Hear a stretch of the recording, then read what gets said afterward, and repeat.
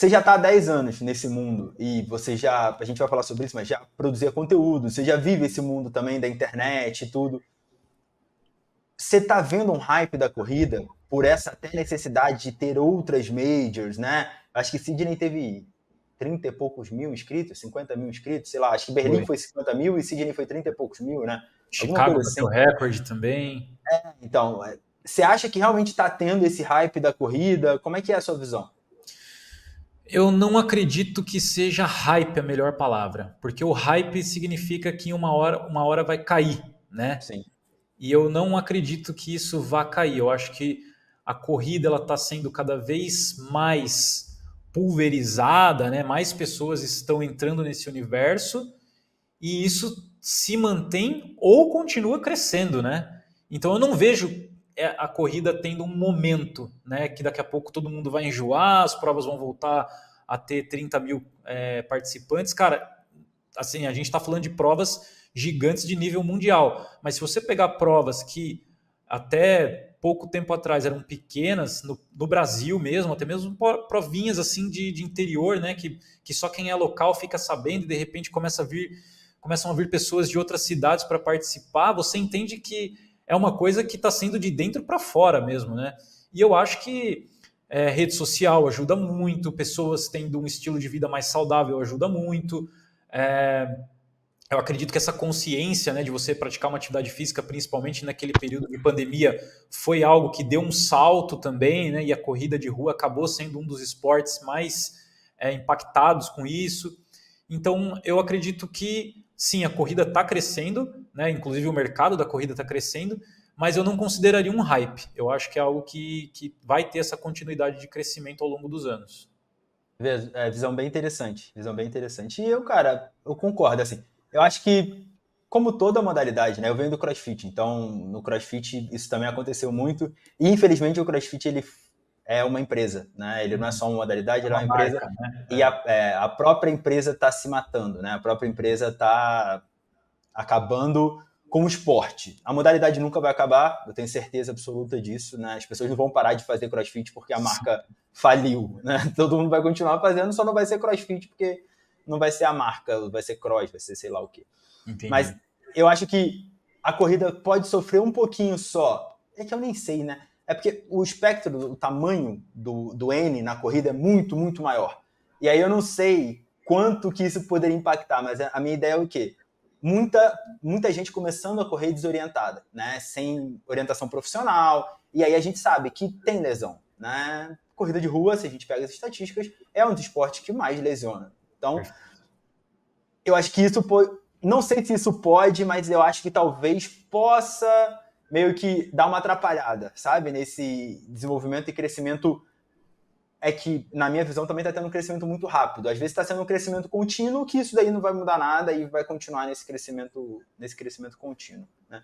Mas Sim. eu tô achando bem legal, assim, eu tô achando bem legal participar também disso. Eu fui na corrida da New Balance agora aqui em São Paulo, fui de Pacer. Né? Minha Legal. segunda corrida eu fui de Pacer. Pô, Como foi foi a muito experiência legal, de cara. pacing? É uma Como resposta, treinador, né? então, como treinador, era minha aluna, sabe? Então, porra, foi muito legal, assim estar junto com ela e ajudar, porque, tipo, ela precisou de ajuda, assim, mental, né? Ela precisou de Sim. ajuda ali no finalzinho.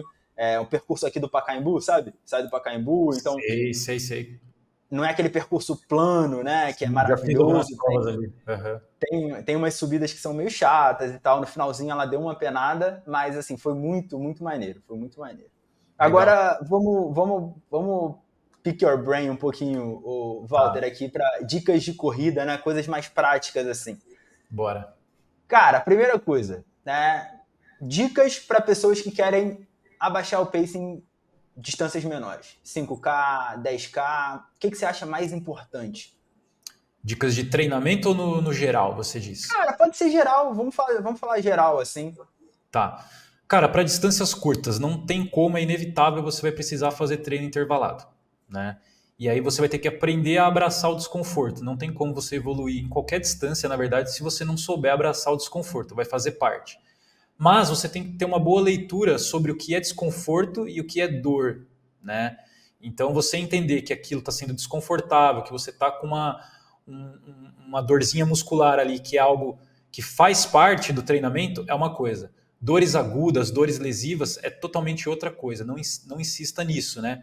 Agora, trazendo de uma forma geral, do que eu vivi nesses últimos 2 meses num ciclo de distâncias curtas 2 treinos intervalados por semana, um deles mais extensivo e o outro mais intensivo, né? Então, tiros mais curtos, num ritmo um pouco mais forte, tiros mais lentos, mas ainda assim num ritmo mais desconfortável, e esse ritmo desconfortável pode ser muito próximo até mesmo do ritmo de prova, porque aí você também já vai acostumar o seu corpo a fazer uma leitura dessa percepção de esforço no ritmo de prova que você quer desempenhar depois, né? Isso você precisa contrabalancear com os treinos leves. E uma coisa que eu bato muito nos meus conteúdos, Axel, é justamente o respeito ao treino leve. Porque ele é um balizador e ele é um catalisador dos treinos fortes. Não tem como você fazer um treino moderado hoje, ou aquele treino que a gente julga que é um treino confortável, mas que exigiu um determinado esforço seu, e querer fazer um bom desempenho num treino intervalado amanhã. O seu corpo ele precisa estar muito bem recuperado para você fazer um bom treino intervalado, né?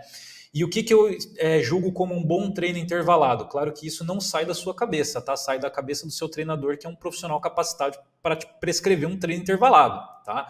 Mas os feedbacks que eu passo para o meu treinador, que eu julgo que seja um treino intervalado bem executado, é aquele que saiu dentro do pace estipulado ou da zona estipulada, e que mesmo após o treino eu conseguiria fazer no mínimo mais 1 ou até 2 tiros naquele mesmo ritmo. Eu não saio exausto ao ponto de não consigo mais fazer, ou que eu tenha quebrado nos 2 últimos porque acabou a energia antes, tá? Então, para mim, é justamente isso. E aí a composição da planilha como um todo, né? Você vai precisar, obviamente, respeitar o treino leve, fazer esses treinos intervalados em termos de treino, é isso. Mas para você aguentar toda essa carga de treino e ter uma boa recuperação, aí entra para mim os 2 outros pilares da corrida, que é a boa alimentação e o descanso, né?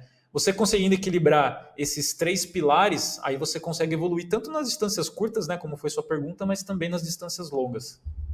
Deixa eu te perguntar, Walter, se a pessoa corre menos, você acha que é importante ela ter, sei lá, uma porcentagem alta dos treinos da semana ou do volume semanal em treinos leves também? Sim. Mesmo que ela corra 2 vezes na semana, 3 vezes na semana? Olha, se ela fizer 2 vezes na semana, eu ainda dividiria pelo menos um treino de rodagem com um pouco mais de volume e um treino intervalado com um pouco menos de volume, mas aí um estímulo que ela ainda não está.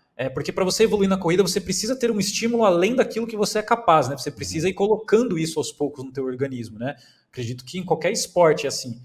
Hoje eu não consigo fazer uma série de 10 repetições de tal peso, mas se você fizer 2, 3, você está começando a ganhar força para aquilo.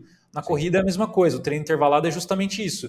Você se expor a uma velocidade que você não sustentaria por muito tempo, mas com o descanso adequado entre uma e outra, você consegue fazer um determinado volume naquele ritmo, para que isso entre no teu organismo, você assimile aquela carga e depois você consiga desempenhar isso de uma forma contínua numa outra distância. Mas viver só de intervalado, por mais que a pessoa treine 2 vezes na semana, eu não sei se ela vai ganhar o lado do endurance, né? Então aí ela vai precisar fazer também esses treinos mais curtos.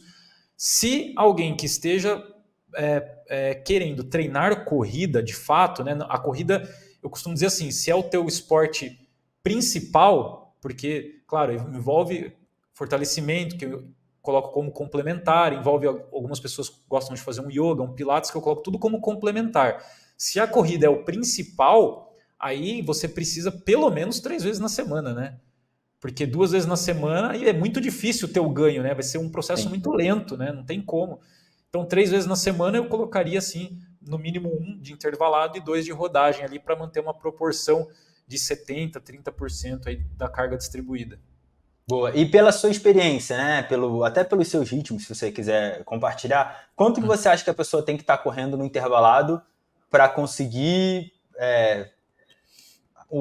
manter na prova? Acho que eu me confundi aqui um pouco na pergunta, mas assim, o intervalado vai ser para 4. Eu quero manter na prova 4. Tá bom? Não tá? Como é que funciona isso para você?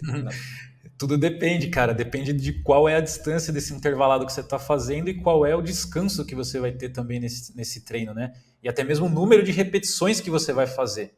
Então, é um conjunto da obra, na verdade, sabe? Mas a título de comparativo, né, para deixar uma coisa mais ilustrativa aqui para quem estiver assistindo, nessas últimas 2 provas que eu fiz recentemente, uma de 5K e uma de 10K, na de 5K eu corri num pace médio de 3,20, tá? Então saiu ali para 16,30 e pouco. Na de 10 km eu corri exatamente para 3,29, 3,30, então 10 segundos de diferença ali para arredondar, né? E eu fiz a prova em 35,05. Eu queria fazer sub 35, mas passei raspando ali. Para essas 2 provas que fizeram parte do mesmo ciclo, né? Inclusive as provas tiveram uma semana de diferença, uma foi num domingo e a outra já foi no outro em seguida. Eu fazia, por exemplo, tiros de 400 metros a 3,10 com 1 minuto e meio de descanso. Cheguei até 12 tiros desse num treino. E os treinos extensivos, né, os treinos mais longos que eu fiz de 1 milha, né, 1.600 metros, ou até mesmo de 2 quilômetros, aí eu já fazia muito mais próximo do ritmo de prova. Então o da milha, por exemplo, já saía para os próprios 3,20 que eu fiz na prova de 5K. E nesse treino eu fiz 7, eu cheguei, né, ele vai subindo uma série por semana, né? Então eu comecei com 4, depois 5, 6, terminei com 7. Na última semana pré-prova, 2 semanas antes da prova, aliás, eu fechei essa série com 7 tiros de 1.600 para 2 minutos de descanso, já no ritmo que eu pretendia fazer a prova dos 5 km, tá? Mas isso é uma questão individual, né? É uma questão que o meu treinador, sabendo das minhas condições físicas, do meu histórico, de como eu já venho também com alto volume de treino, muito pelas maratonas, né, que eu treino, então ele conseguiu encaixar esse tipo de treino para mim, tá? Mas aí te dá uma resposta cravada, né, de quanto no intervalado você faz, para daí transferir isso para a prova, é muito individual, é difícil de responder com uma certa precisão. Mas trazendo o meu contexto, eu acho que é isso, cara. Não, nem era o objetivo também, né? Eu sei que não é assim que funciona, mas acho que é bom compartilhar essas coisas, assim, só pra galera ter mais ou menos uma noção, sabe? Sim. Acho que é Tem um visual, né? Não é necessariamente para você fazer o treino, para você copiar, é só para você ter uma referência. Exato.